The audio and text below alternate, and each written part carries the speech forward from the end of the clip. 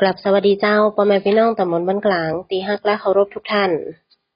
วันนี้เสียงตามสายจากเทศบาลตำบลบ้านกลางได้มาส่งกระจายเสียงในเจ้าวันศุกร์ที่12เดือนธันวาคมปีพุทธศักราช2568วันนี้ตรงกับแฮม7ค่ำเดือน3เหนือนะเจ้าวันนี้เราก็มีข่าวสารมาอู้จากกันทั้งจากของเทศบาลตำบลบ้านกลางและข่าวสารจากหน่วยงานราชการอื่นกันเหมือนเช่นเคยนะเจ้าข่าวแรกในวันนี้เป็นข่าวประชาสัมพันธ์การจัดงานทำบุญปัญญาสมวาน50วันนะเจ้าของท่านพระครูสุนทรธรรมโกศลอดีตที่ปรึกษาเจ้าคณะตำบลบ้านกลางอดีตเจ้าอาวาสวัดพระสิงห์ครึ่งนะเจ้าจัดขึ้นในวันอาทิตย์ที่14ธันวาคม2568นี่นะเจ้าสำหรับกำหนดการนะเจ้ากำหนดการในวันเสาร์ที่13ธันวาคมเวลา2 ทุ่มเป็นต้นไปนะเจ้าจะมีการสดับพระธรรมเทศนาและสวดอภิธรรมและในวันอาทิตย์ที่14ธันวาคมนะเจ้าเวลา9โมงครึ่งก็จะเริ่มพิธีสวดพระพุทธมนต์นะเจ้ารวมจนถึงการประกอบพิธีถอดผ้าบางสุกุลการถวายจตุปัจจัยทายธรรมแด่พระสงฆ์แล้วก็เวลาประมาณ11โมงก็จะมีการถวายพระตาหารเพลแด่พระสงฆ์แล้วก็สามเณรนะเจ้า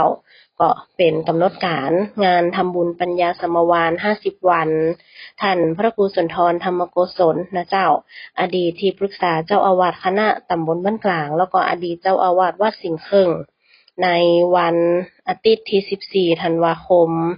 ณวัดสิงห์ครึ่งหมู่ที่6ตำบลบ้านกลางนะเจ้าท่านไหนสนใจอยากจะร่วมทำบุญ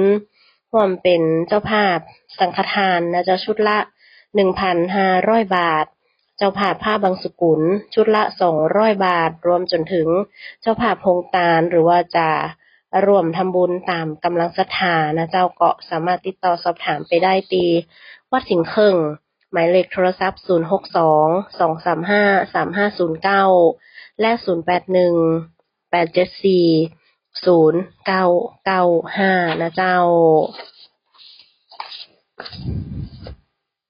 มาฟังข่าวจากตังจังหวัดลำพูนกันพ่องนะเจ้าจังหวัดลำพูนเชิญชวนพี่น้องประชาชนร่วมทำบุญบำเพ็ญกุศลในวาระครบ50วันปัญญาสมวานเพื่อถวายเป็นพระราชกุศลแด่สมเด็จพระนางเจ้าสิริกิติ์พระบรมราชินีนาถพระบรมราชชนนีพันปีหลวงนะเจ้าในวันศุกร์ที่12ธันวาคมเวลา5โมงแลงเป็นต้นไปบริเวณหอประชุมสารกลางจังหวัดลำพูนหลังใหม่นะเจ้าทั้งนี้ทางจังหวัดลำพูนเองเปิ้นก็ได้มีการจัดรถรับส่งนะเจ้าในเวลาประมาณ4โมงแลงก็คือจุดที่1บริเวณสารกลางจังหวัดลำพูนหลังเก่านะเจ้าแล้วก็จุดที่2จะอยู่ที่บริเวณลานอนุสาวรีย์พระนางจามเทวีนะเจ้า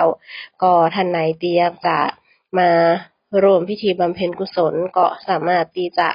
ขึ้นรถรับส่งติดตั้งจังหวัดลำพูนได้ให้บริการบริเวณ2จุดติดกันนะเจ้าตั้งแต่เวลา4โมงนะเจ้า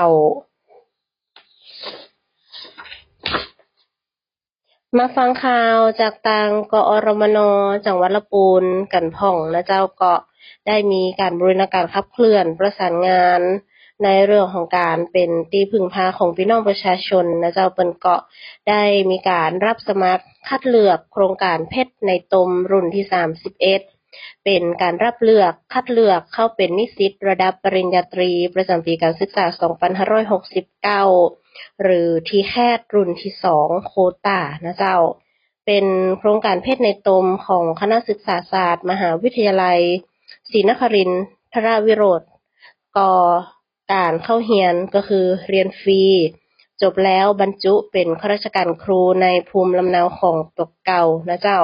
คุณสมบัติเฉพาะของผู้มีสิทธิสมัครก็คือผู้ที่มีสัญชาติไทยมีบิดาหรือมารดาและผู้สมัคร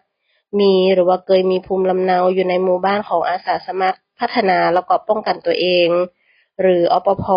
ตามพื้นที่ที่มีการประกาศรับรองมาแล้วนะเจ้า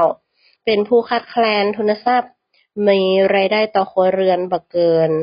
360,000 บาทต่อปีนะเจ้าสำหรับกอรมนภาคหนึ่งมีรายได้ต่อครอบครัวบ่เกิน 520,000 บาทต่อปีนะเจ้าแล้วก็กำลังศึกษาอยู่ชั้นมัธยมศึกษาปีที่6และจะจบการศึกษาในปี 2568 มีคะแนนเฉลี่ยสะสมภาคเรียนที่1ถึงม.4 จนถึงภาคเรียนที่1ของม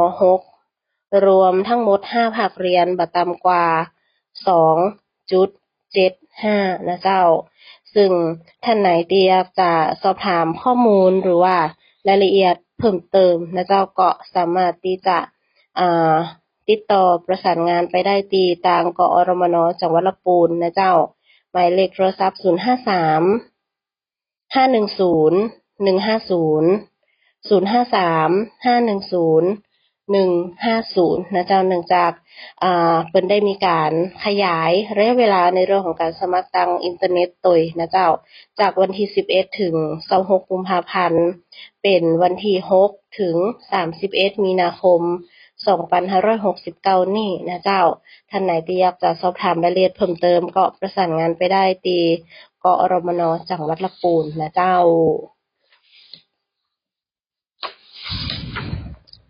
มาฟังข่าวจากทางสปสช.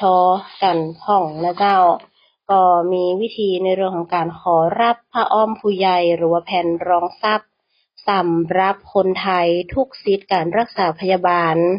ที่มีภาวะติดเตียงหรือว่าเป็นผู้มีปัญหากลั้นขับถ่ายนะเจ้าคุณสมบัติของผู้ที่สามารถขอรับสิทธิประโยชน์เป็นผ้าอ้อมผู้ใหญ่หรือว่าแผ่นรองทรัพย์ก็คือเป็นผู้ป่วยติดเตียงนะเจ้าหรือว่าเป็นบุคคลที่มีปัญหาในเรื่องของการกลั้น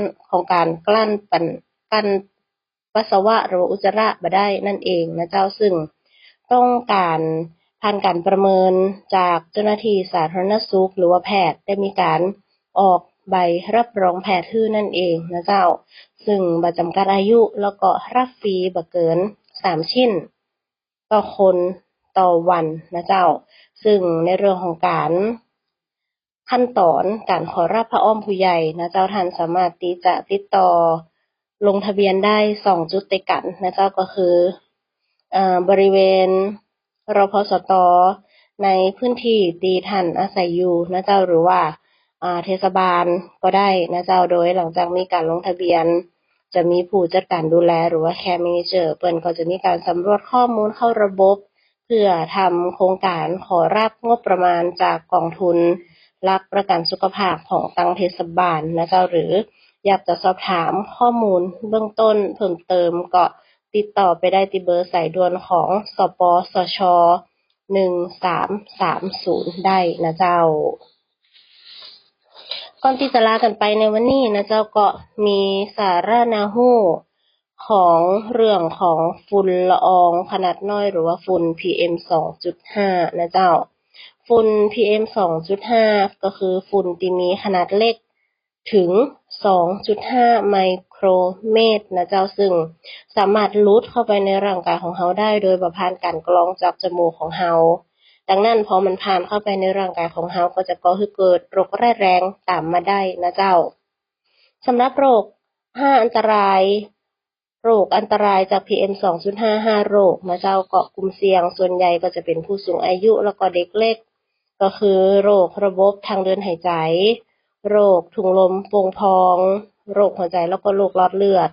โรคผิวหนังโรคเยื่อบุตาอักเสบนะเจ้าสำหรับวิธีการป้องกันในเรื่องของการดูแลตกเก่าแล้วก็ป้องกันฝุ่นละอองขนาดน้อยนะเจ้าก็คือท่านจะต้องสวมใส่หน้ากากอนามัยทุกครั้งเลี่ยงกิจกรรมกลางแจ้งดื่มน้ำสะอาด6ถึง8แก้วต่อวันใช้เครื่องฟอกอากาศที่มีฟิลเตอร์ในเรื่องของการกรองฝุ่นละอองขนาดน้อยตุยนะเจ้าแล้วก็ตรวจสอบค่าฝุ่นก่อนออกจากบ้านนะเจ้าแล้วก็หากท่านไหนพบว่ามีความผิดปกติทางร่างกายนะเจ้าก็ควรจะรีบพบแพทย์โดยทันทีนะเจ้าเพราะว่าหากรู้สึกมีอาการป่วยจากค่าละอองฝุ่น PM 2.5 ผู้ประกันตนก็สามารถที่จะเข้ารับการรักษาได้ที่สถานพยาบาล ตามซีทของท่านได้โดยนะเจ้าสอบถามเพิ่มเติมได้ปีเบอร์สายด่วน1506ได้ตลอด24ชั่วโมงนะเจ้าสำหรับวันนี้เวลาเสียงตามสายจากเทศบาลตำบลบ้านกลางก็ได้หมดลงแล้ว